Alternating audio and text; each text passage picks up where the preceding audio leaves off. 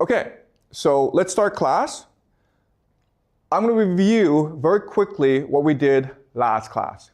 So last class, we learned about monotheism, which is the idea of one true God. And as I said last class, this marked an intellectual revolution in human history. And from monotheism, we developed three new ideas, which are money, individual, and the nation state.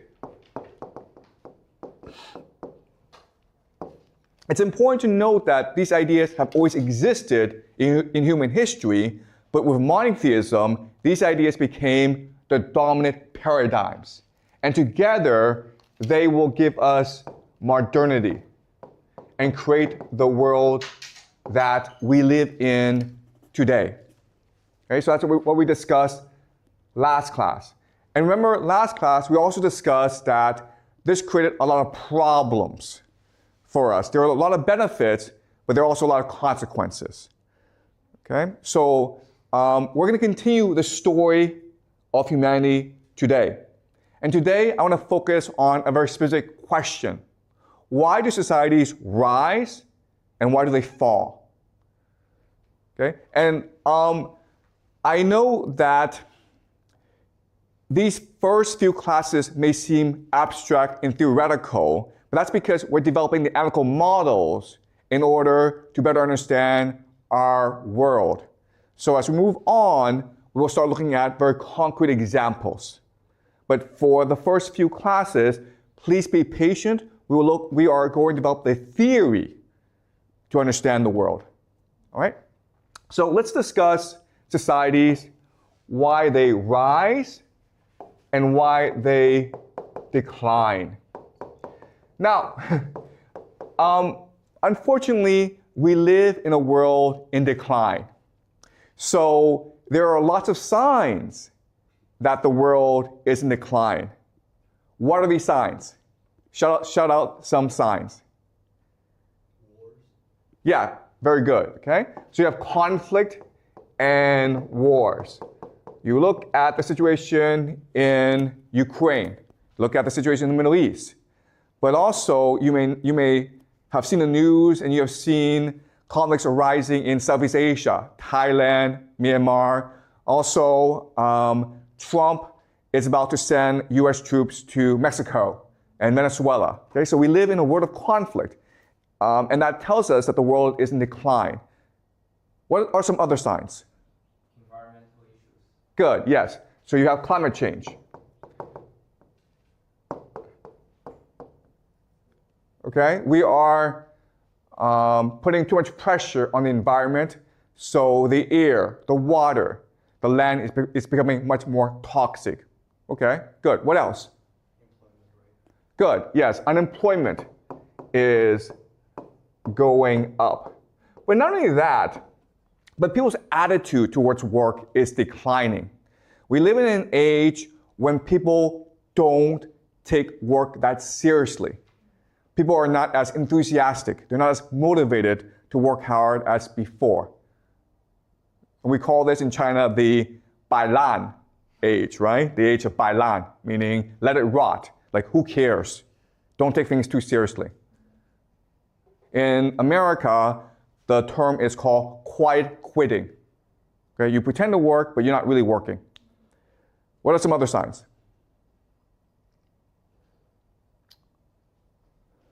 So also you have lower birth rate. And this is a very important sign, right? Because if you think about it, if young people refuse to get married and have babies, eventually the world is going to die off, right?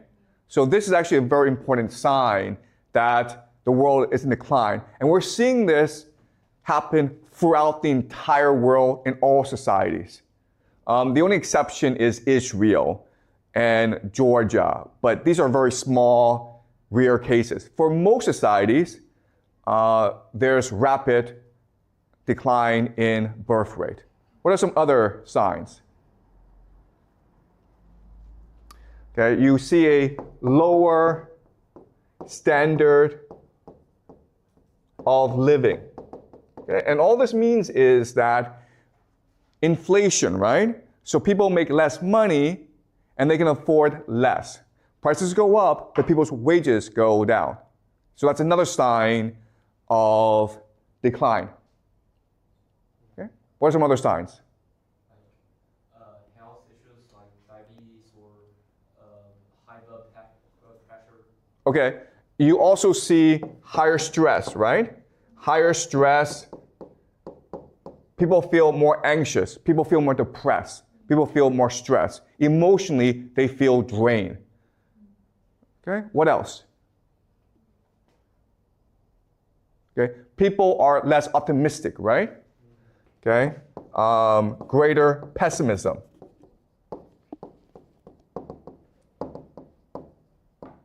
Okay, also, and this is really important, is the idea of debt, right? Both public and private.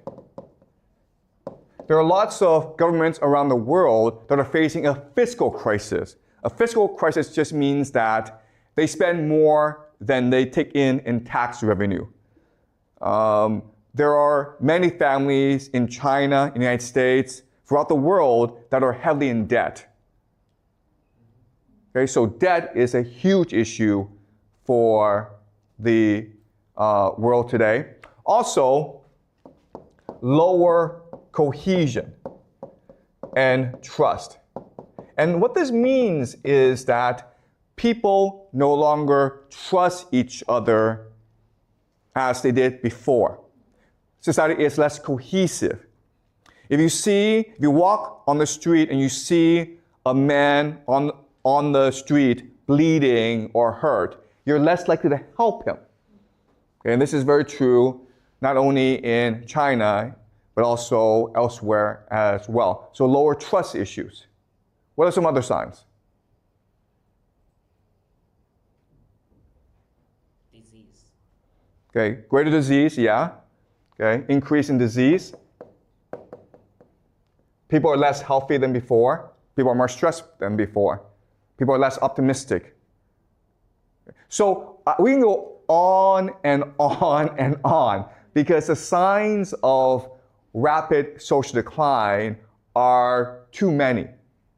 Now, these are signs of decline. Well, if we look at rise, then obviously it's the opposite, right? Yeah. People are much more willing to trust each other. Rather than going into debt, people will save money. People are healthier. People are much more optimistic. People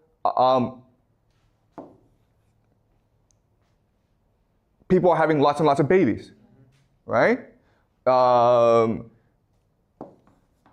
People are employed. Okay? So these are all signs that society is in decline. The rise, it's the opposite. Also, another sign of decline that's very important that doesn't really happen in China, but happens in the Western world is immigration. Okay? Immigration. Immigration is a huge issue in the Western world, and we will discuss immigration in future classes. But immigration is a sign of decline because it reduces cohesion. Okay? And it also reduces the standard of living. Okay?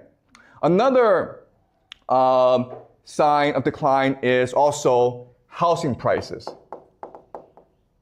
go up. So people can no longer afford to buy a house. This is true in China. Young people can no longer afford to buy a house, but it's also true throughout the world. Okay? It's really hard for young people to get by. Okay? All right. Also, fiscal crisis. Right? We talked about this. But the idea of fiscal crisis is the government cannot afford a lot of public expenditures. In the future, maybe 5-10 years from now, pension will be a huge problem for governments. Okay? So these are all signs of rapid decline. All right, now having done this, what I'm going to do now is go over some theories as to why this is happening. Why is the world in decline? Okay? And there are lots and lots of theories, but I will present 3 theories to you that I think are interesting. Okay? The first is the idea of financialization. And this theory is proposed by an economist, a French economist named Thomas Piketty. Okay? And he wrote a book called Capital in the 21st century. It is a fantastic book. You don't have to read the book, but if you have a chance, you should definitely pick it up because it is a very easy but very illuminating read. And what he argues is that what happens in society is that capitalism transitions from phase to phase to phase. In the beginning, you have consumer capitalism, meaning that what the society is trying to do is create goods that consumers want to buy.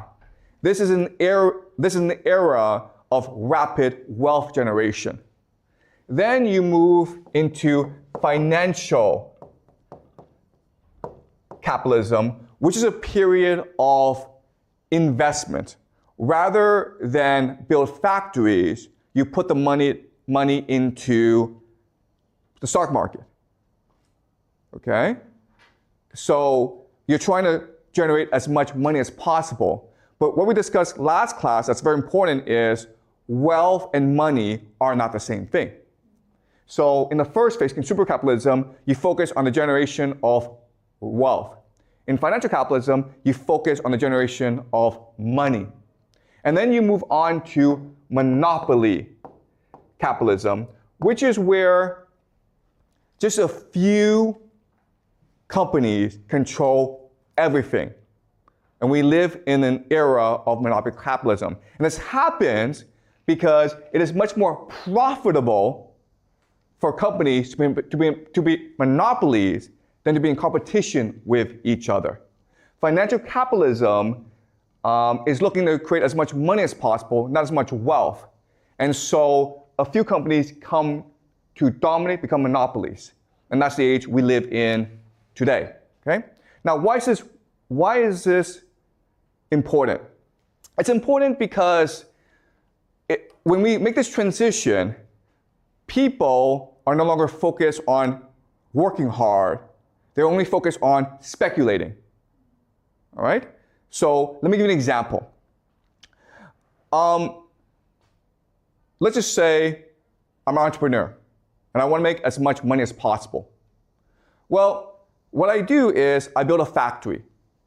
When I build a factory, I'm creating real wealth because a factory requires you to hire workers. It requires you to build technology. It requires you to build goods that people want to buy.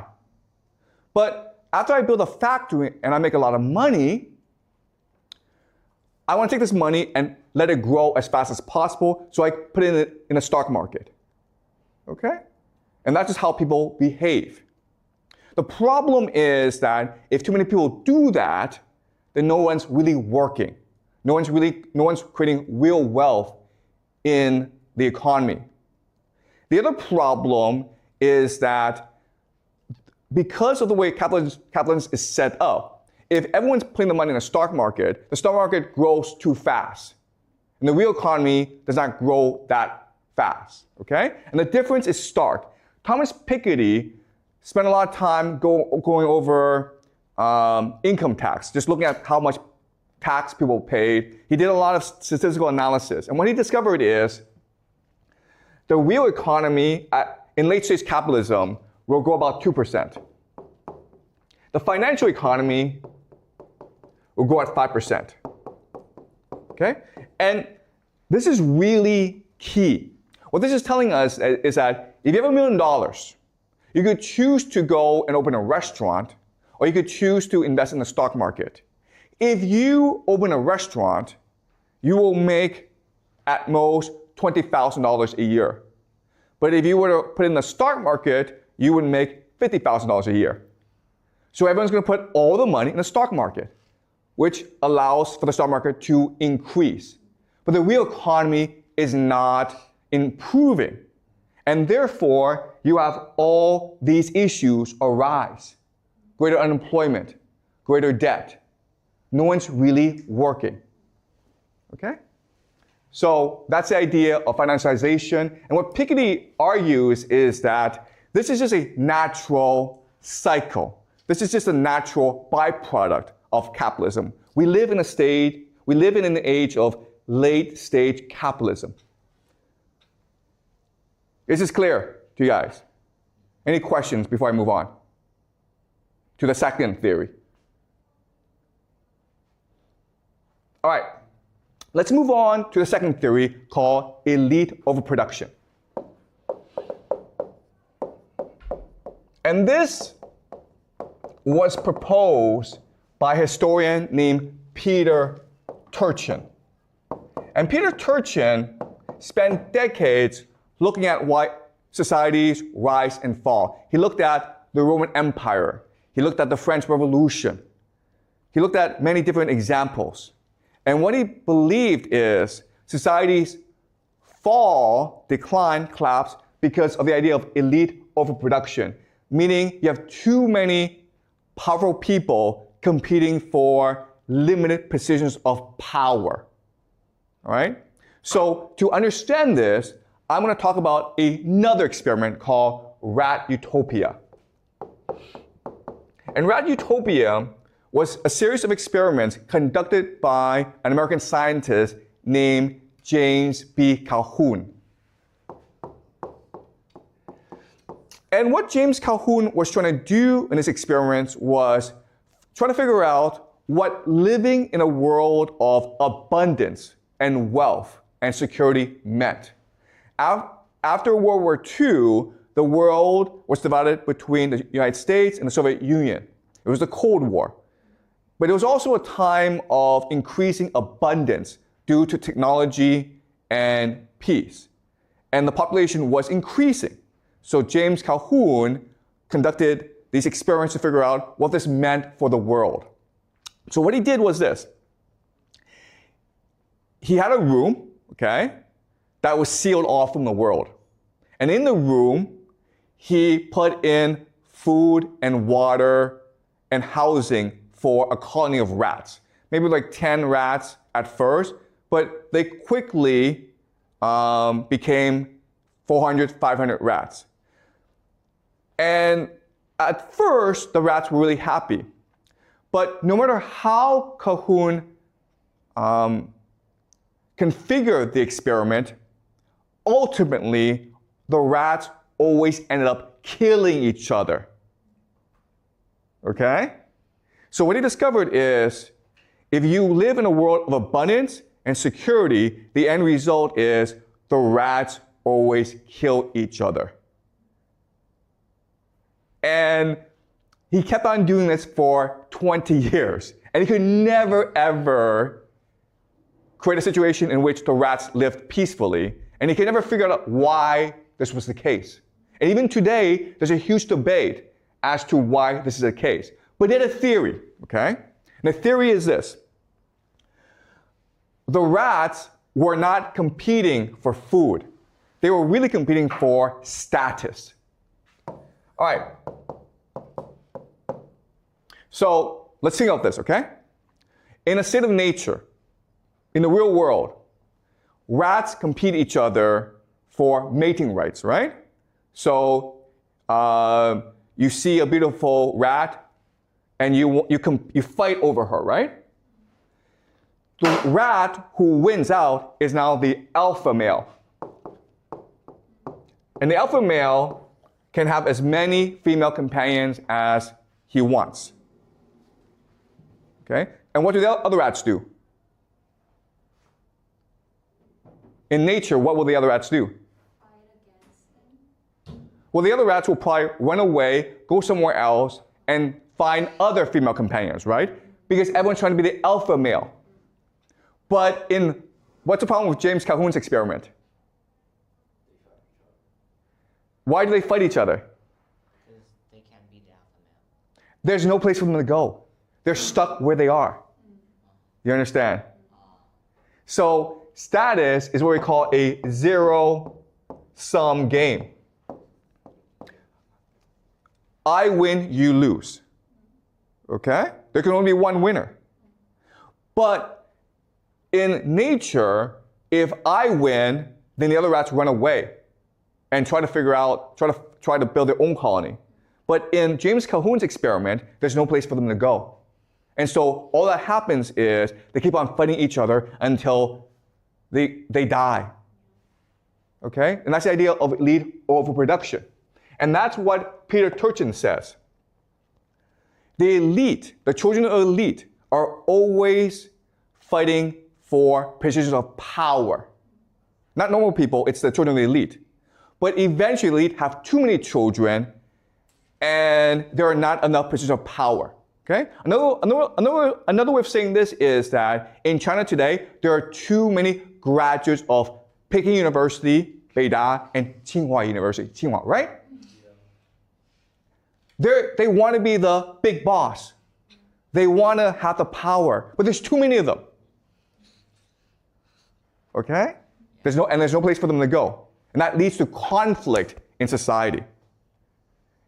And ultimately, what Peter Turchin has discovered is, if that's the case, then elite overproduction will ultimately lead to either war or revolution. It will lead to the collapse of society. And there's no way around this. Okay? That's Peter Turchin. Now I want to go to the third theory. And the third theory is the idea of a civilizational life cycle. And this is proposed by a German philosopher, scholar named Oswald Spengler. And what he argues is that society, culture, civilization, it's no different from a person. As a person, as a human being, we go through a life cycle. We are born, we grow up, we mature, then we die. Right? And there's no way around this. We all have limited life cycles. You can live to 100, you can live to 150, but eventually you'll die. And what also Spengler says is that happens in society as well. And there's nothing anyone can do about this. So let's go over the life cycle for civilization, okay? In the beginning, you are in the village. Then you move to the town. Then you move to the city. Then you develop the megacity. Okay? Not all civilizations will go through the cycle, but the successful ones will go through the cycle. Okay? You start off, so the Romans, right? The Qing dynasty. You start off in a village, then if you're successful in the village, you build a town, then when you're in a town, and you're successful, you defeat other towns and you build a city, and you become a megacity. Okay? And what Oswald Spengler says is, at the height of the civilization must now die. Okay? So let's go over the theory. Well, in the village, life is pretty simple. People work hard. Okay? They are united. They have a collective mentality. Everyone's helping each other. And also, what's really important is lots of babies, right? It's very common for mothers to give birth to 10, 11 kids in a village, right? And the reason why is kids are free labor. So you're incentivized to have as many children as possible. Okay, so this is the framework of a village. But as you go up the civilization ladder, as you mature as a civilization, what happens is you have increased abstraction. Abstraction is just a fancy word for you're removed from reality. Okay? So when you're in a village, you understand everything, right? You understand, oh, the food that I eat comes from the seeds I implant, right? But when you're in a city, guess what? Those drinks you're drinking, you have no idea where it comes from, right? The food you're eating, you have no idea where it comes from. It's all abstract to you. It's all removed from reality, okay? So in the village, people are engaged in working hard and in helping each other. But as you move up, people become much more individualistic, right? You're concerned about your own personal pleasure. You're concerned about how do I derive benefit from this, okay? So another way of saying this is, in a village, what keeps people together are emotions and tradition and relationships. But when you move to a megacity, what is it that holds people together? It's money, right? Money is the greatest abstraction. The problem with money is that it means we don't have to ever trust each other. In a village, if you get sick, everyone comes and helps you, right? But in the city, if you get sick, you go to the hospital and pay the doctor. Your neighbors don't have to care. Your family doesn't have to help you. Okay? So you become individualized. You become atomized. Okay?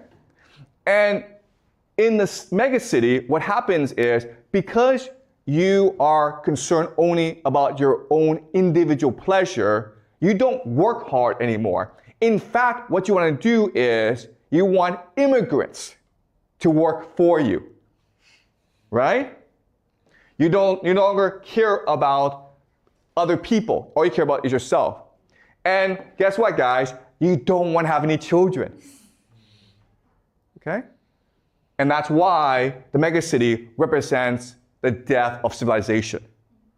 And what is Beijing? What is Shanghai? What is Washington, D.C.? What is New York? What is Paris? What is London? They're all megacities. Okay? And that's why we have these trends.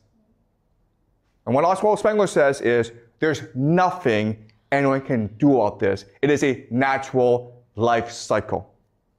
All right? So these are the three major theories I want you guys to remember. Okay? Sorry, can you give the microphone? Yeah, can you just speak to the microphone? But what if there is a universal target that forces everyone needs to work together? You know, will that work out to like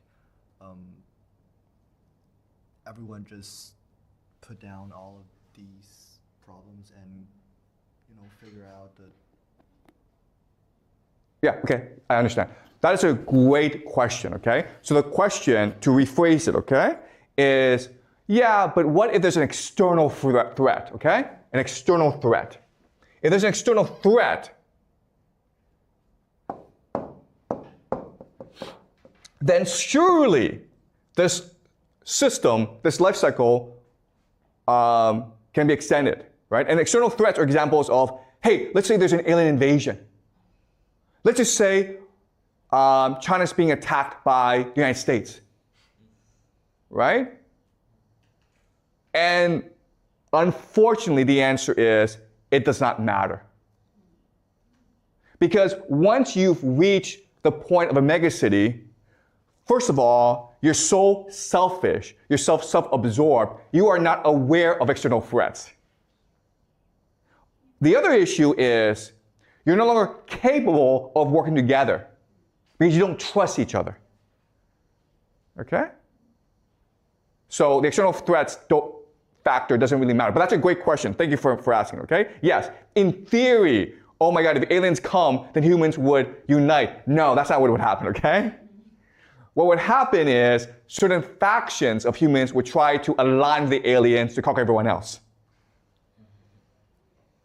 All right? All right.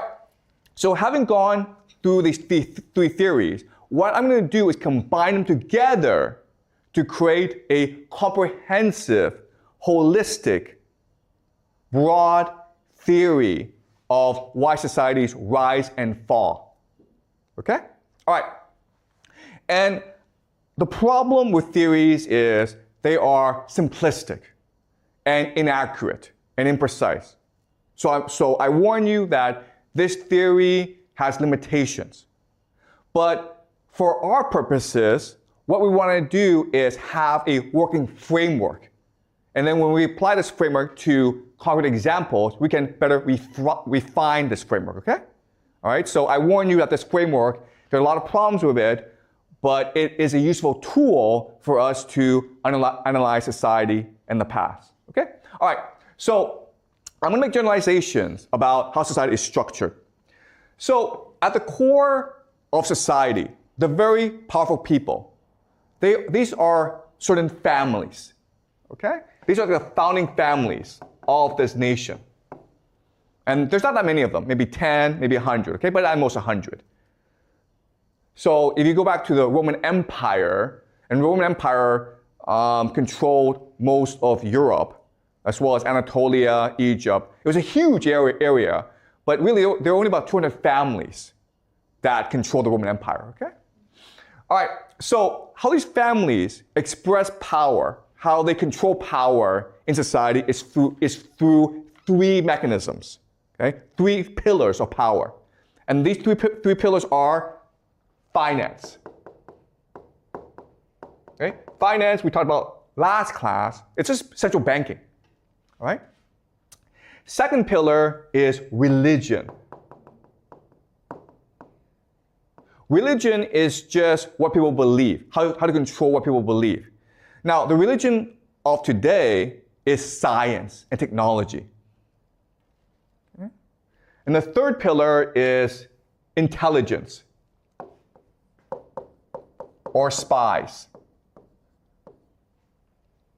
All right. Now, for the purpose to save time, I'm not going to go too deeply into intelligence and religion, but I will in future classes. Okay. I just need you to remember that there are three pillars of power at the core of society: finance, intelligence, and religion. And it's their nexus, their combination that allows the elite to control everyone else. Okay? So from this nexus, they will control all aspects of society, including schools, including the military, including government, including the media, including culture, including crime, the mafia. Okay? Every aspect of society that you can imagine is being controlled in some respect by this nexus of power. Okay? Also, you have like corporations, right? And then at the outer edge are the people. Okay? The people, because they're so massive, the massive people, they're the ones who generate wealth for society. So this system is designed to create as much energy as possible through the people, okay? Energy. Because the harder the people work, the more wealth is generated in society. All right? So a metaphor that we can use is this. Think of society as a corporation. The people are the workers, right? They're the ones who do the real work. The elite, these families, are the owners. And these people in between, the middle class, are the managers. Okay? So again, this is a very simple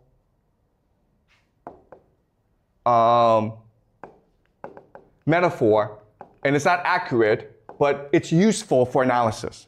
Okay? So the families are the owners of the corporation, the people are the workers, the people in between, the managers, are the managers. And we call these people the middle class. There have been other names for it in China before in history. We call them the scholar officials, right? Another name for them is something called the professional managerial class, PMC. Also, another name for them is the petty bourgeoisie. Okay? Again, you don't need to know these names. For the purpose of simplicity, we will just call them the middle class. All right. Does that make sense? Okay, so having gone through the structure of society, let's talk about what happens when society rises and falls. Okay? When it rises, the dynamic of these three groups, it's very interesting. When it rises, the families who own the nation are happy to let the managers control society. And this is what we call democracy, right? And the managers are always providing feedback to the families and saying, we should treat workers better. If we treat workers better, then they will work harder. Okay? And at this point, things are great. The people feel that they have a voice in the system, they're making good money, everyone's really happy. But what happens because of the elite overproduction is these families produce too many children who want positions of power. Basically, they want to spend money from the corporation. And now the corporation is in trouble. It's in debt. Okay? So at this point, what happens is this. You would think the managers would say to the families, listen guys, we need to be more fair to the people. But what really happens in reality is the managers exploit the people. Okay? The managers will now deceive. They will lie to the people. They will commit fraud. They will exploit the people. Why? The reason why is this. What the managers really do is something called rent-seeking behavior. Okay? Rent-seeking behavior just means they have a certain power that they want to exploit in order to extract wealth from other people. So for example, the most classic example is you own an apartment in Beijing, right? So you rent it out to someone who needs to live in Beijing and you collect rent. Well, this is true for a lot of people. So if you are a lawyer, you collect rent because only you can work in the court system. So if you want to sue someone, or if you have a contract dispute, you have to go to a lawyer, okay? The lawyer is collecting rent. And that's what the middle class, the professional managerial class do. They are rent seekers, okay? Another way of saying this is, guys, if you go to a company, you know what the workers do, right? You know what the managers do? They really don't do that much, okay? And this is true for the middle class. Like, the managers, the middle class, live very nice lives. And so when the company's in trouble, the managers are like, well, I have a very nice life, I have a very nice job, but I don't really don't do anything, so I'll probably be the first to get fired. So they have to show their worth. They have to prove their worth, and therefore, they exploit the workers. Okay? Do you understand? They push the workers harder to generate more wealth. All right? So in the decline phase, this is not really a problem. But what happens over time is the conflict within the elite gets worse and worse. Elite overproduction. And what will eventually happen is they will form into factions that compete against each other for power. Okay? And when that happens, then society becomes aligned into factions. The factions will bring in certain elements of the middle class, which will then bring in certain elements of the people. And now, what happens is civil war or revolution. And this marks the collapse of society. What's really important for us to remember is this is a natural cycle, and no amount of external threat will change that dynamic. Why? Because it's very common for these factions to align with mercenaries. Okay? So there's foreign invasions, not because some guy overseas is like, oh, this society is unstable, I'll come and invade. What happens often is a certain faction invites mercenaries into the nation as part of the power struggle. And then the mercenaries realize, you know what? We can take this for ourselves. All right? So when you reach the collapse phase, the society is much too insular, much too wrapped with infighting to care about external threats. And that's why, if there's an alien invasion, it really wouldn't change anything. Okay? All right? Is this clear to you guys? Yes. So again, this is the model we're working with to explain the rise and fall of societies. At first, in this system, the elite families are willing to let the managerial class incentivize and motivate the workers to do their best. And you do that through democracy, through openness, through meritocracy, through innovation.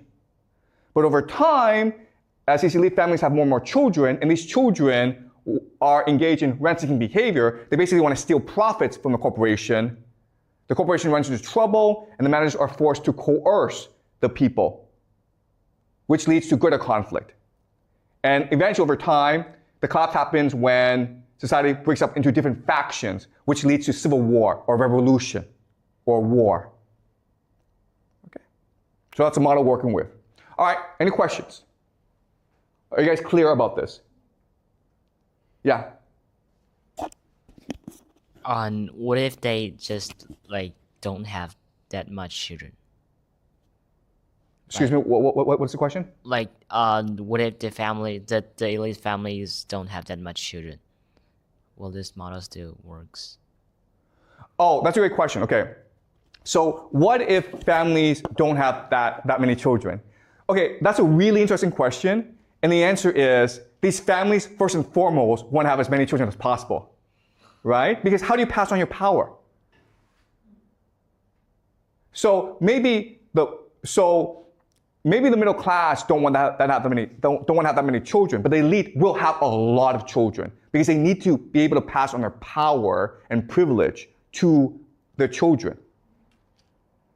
In fact, the elite is first and foremost concerned with passing on their privilege to the next generation. Okay? And that's why these elite families expand so fast. And also, who wants to marry into elite families? Who wants to marry into them? Everyone. All right? And they have to marry into other families in order to maintain their power. Okay? So having children in a marriage is a way for the elite to maintain their power. Okay? But that's a good question. Any more questions before I continue? Okay, so let us summarize what we've learned so far and discuss what is it that allows societies to rise and fall. So we'll look at three phases: the rise, the decline, and the collapse. Okay, so when I mean decline, I don't mean like things are getting worse. I mean things aren't improving, okay? So rise is when things get better, decline is when things are stagnant or getting slightly worse, collapse is when society is about to fall apart, okay? So if you look at these three particular phases of society, there are different characteristics. When a society rises, it is first and foremost open. Open just means that you have opportunities for social mobility in the society. If you're a poor person, you can make money. You can become wealthy. Your talent is appreciated. It's a meritocracy. It's innovative. If you criticize society, people are like, thank you for criticizing us because criticism makes us better people. Okay, there's open debate. Now, what's really interesting is most young societies are open societies, okay? So, for example, in 1950s, America was a democracy, right? China was communist. But, this is really interesting, in the 1950s, they were both open societies. You could criticize leaders. In fact, you were encouraged to criticize leaders. China was as democratic back then as the United States, okay? So it's not about political systems, it's just about what stage you are in social development.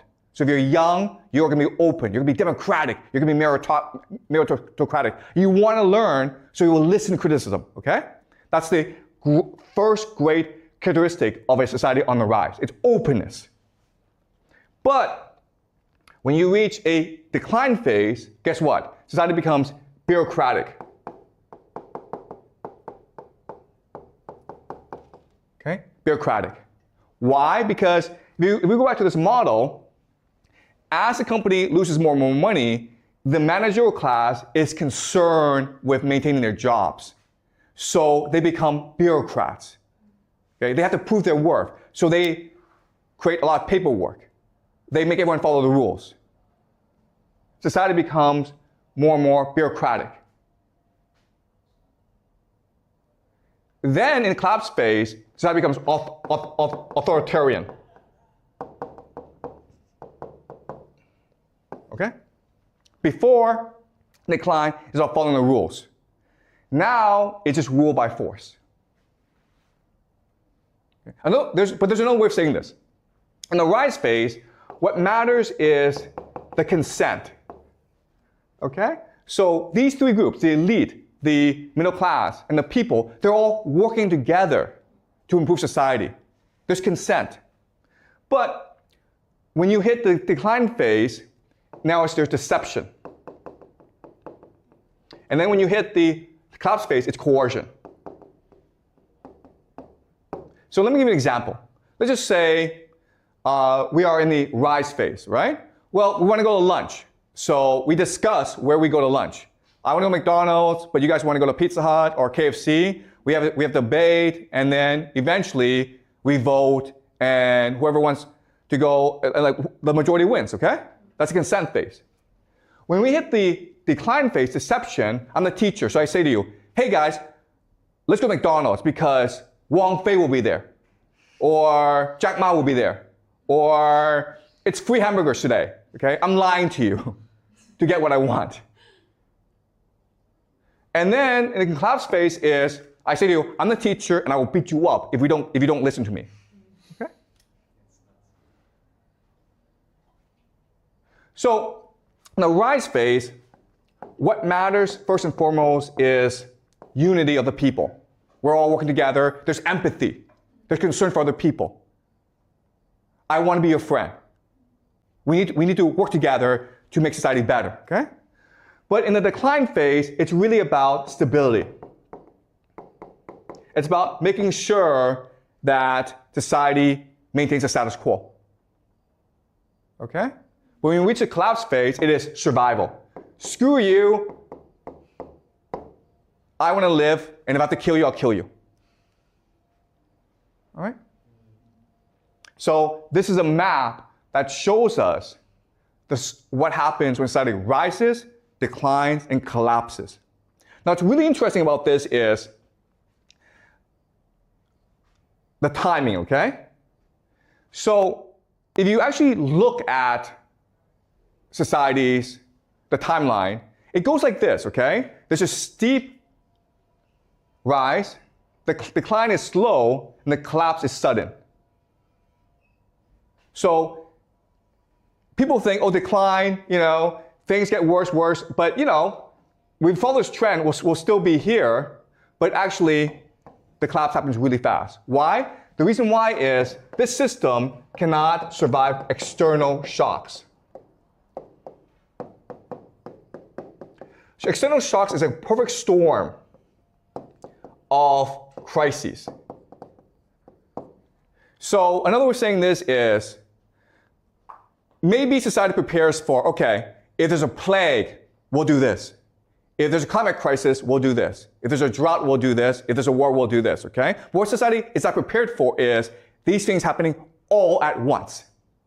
The plague, the drought, war, revolution, they all happen at once. It's a perfect storm. And that's what leads to the collapse, because society is not prepared for this. Okay? And why is society not prepared for this? Because when you hit the authoritarian phase, you're not allowed to criticize the system anymore. The problem are those who speak out. The problem is those who point out the problems of society. In the rise phase, those who criticize society are the heroes. They are appreciated. They are rewarded. In the collapse phase, those who speak out are the enemies of society. And therefore, society cannot be prepared for any external threats, which leads to its collapse. Any questions? Okay, so this is the analytical model that we're working with. And again, we're going to apply it to the present, and then we're going to apply it to the past. Okay? So with this analytical model, what we can do is make certain predictions about the future. So I will make these predictions.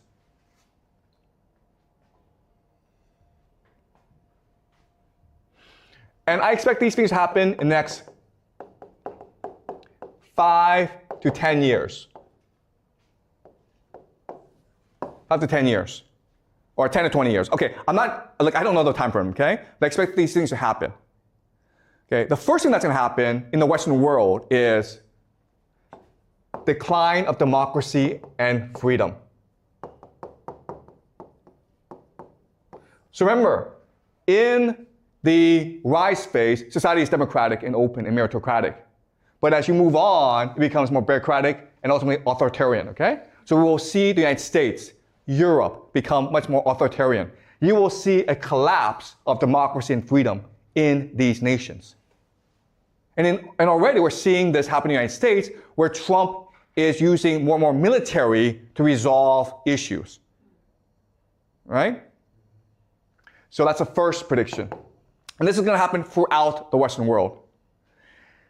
Second thing is economic collapse.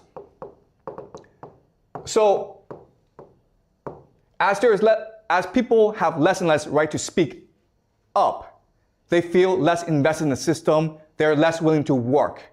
Therefore, you have economic collapse. People don't believe in the system anymore. Okay, the system is in crisis. This will lead to immigration.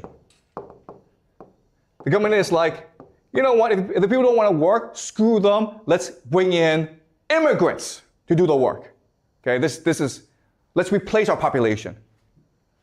But the people are not going to sit back and take it, right? This leads to civil war.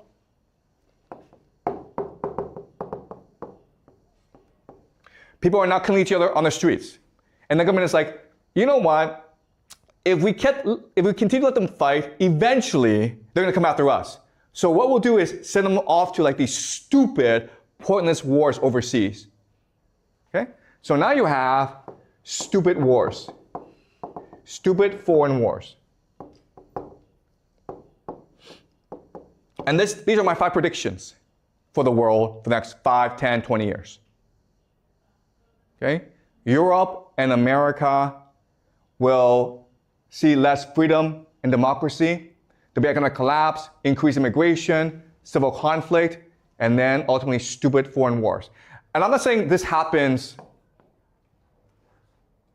in a sequence. I'm saying you'll see all 5 things. Okay? But they may happen in different order. Any questions? Was this clear to you guys? Yeah, thank you. Is there any chance that the government tries to use a war to distract the people? Like they're trying to hide all of the collapse of the society and their country? Yeah, that's a great question. And the answer is, that's what wars are for. It's to distract the people, right? Because if you don't distract the people, they'll come and revolt against you. So you either send them to a war, or you could have a French Revolution on your hands. Right? That's your option. War or revolution? I think war's the better option. That's why we're heading into a world at war. Why not revolution? Okay, no, I'm saying like, if you don't send the people to war, they will revolt against you. So you send them off to war to distract them, to get rid of them. But what if they're right? They don't care. Okay, there's no right and wrong here, okay, guys? Okay, all right. Okay, I apologize, okay? But one thing that you will learn in my class is there's no right and wrong. There's no logic, okay? It's not like, it is immoral to send people to war. I know that, thank you very much. Okay, but I'm trying to explain to you how power works. That's the theme of this course. I'm trying to explain to you how people in power think and behave. All right, and again, I keep on saying this. I don't know if I'm right. But what I'm doing is I'm presenting a theory, a model that we can use to make predictions. And if these predictions work out, if it actually happens, then our model, there's some accuracy to our model, okay? We'll have to refine our model, but there's some accuracy to it. But hey, if tomorrow Trump, Putin, Xi all get together and says, let's be best friends, then I'm wrong, right? Okay? So that's what we're trying to do in this class. We're not trying to argue what is right, what is wrong, what is just, because quite honestly, it doesn't matter, right? Morality doesn't matter here. It's about power. We're trying to understand how the world works. And if we do that, then maybe we can work together and build a more just world. But first we need to figure out how the world really, really works. Okay? Any more questions?